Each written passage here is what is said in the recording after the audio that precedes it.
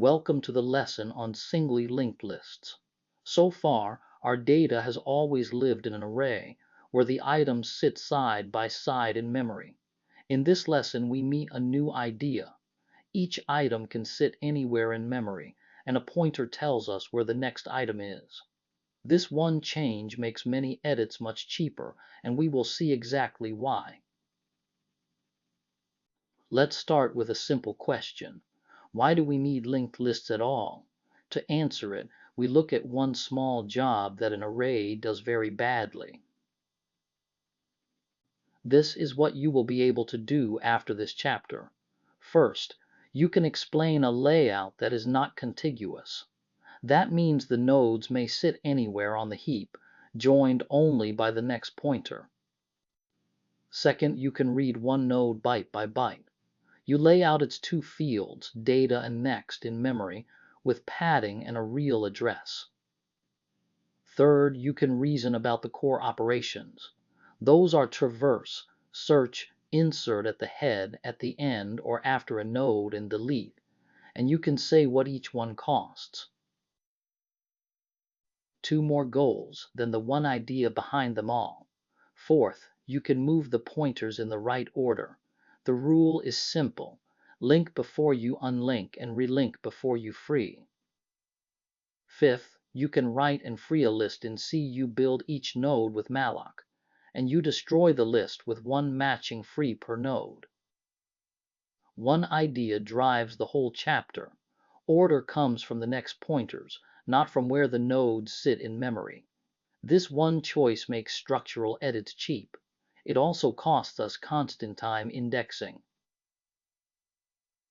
This is the path we take through singly linked lists, one step at a time. First, what a linked list is. Nodes joined by next pointers, not by position. Then a node in memory. We look at one 16-byte node and why order lives in the pointers. Next, traversal and search. We walk from head to null, and we find a node by its value. Then insertion.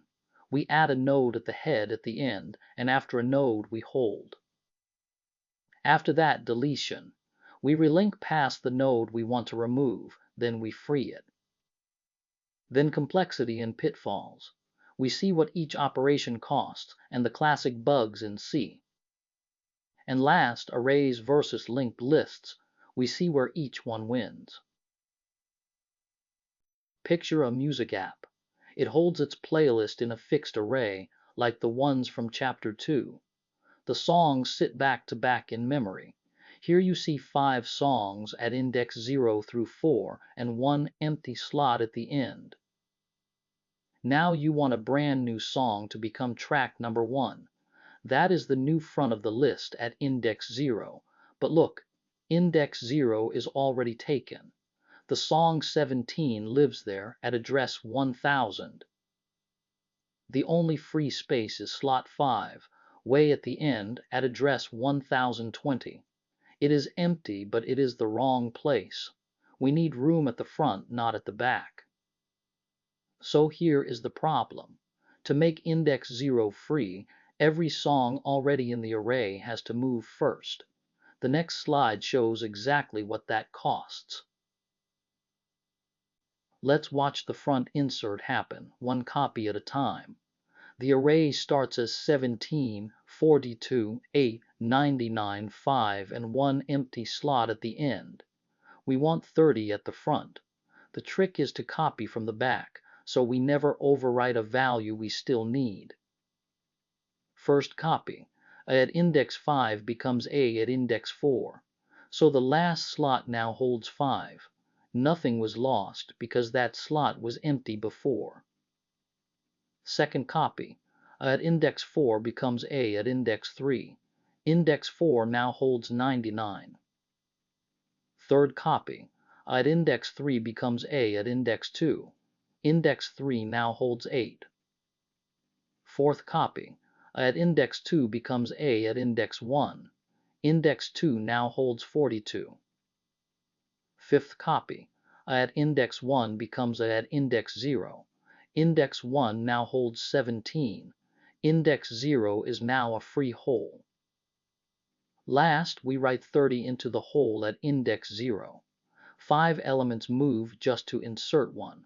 For 10,000 songs, that is 10,000 moves. This is big O of n work. So what do we want instead? We want to insert at the front without moving any existing song. In an array, this is impossible because the songs sit next to each other. The fix is to stop storing them that way. We give each song a field that holds the address of the next song. Now the order comes from those addresses, not from position. A new first song just points at the old first song and nothing else moves. That pointer linked chain is a linked list. This is the picture. Head points to the new node at the front.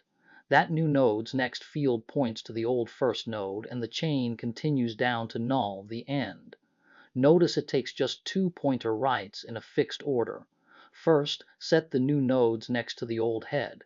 Then move head to the new node. The old songs never moved. This is big O of one work. Now let's see what we trade for these pointers. Look at the first row. Insert at the front of 10,000 items. In a naive array, that is big O of n because we shift all 10,000. In a linked list, it is big O of 1 because we just relink head. Second row. Insert right after a node you hold. The array must shift the whole tail, which is big O of n. The linked list only does 2 pointer writes, which is big O of 1. Third row. Grow past the capacity. The array must realloc and copy everything. The linked list just calls malloc for one new node. Fourth row is the other side of the trade. Reach the ith item. The array does it in big O of 1 with simple address math.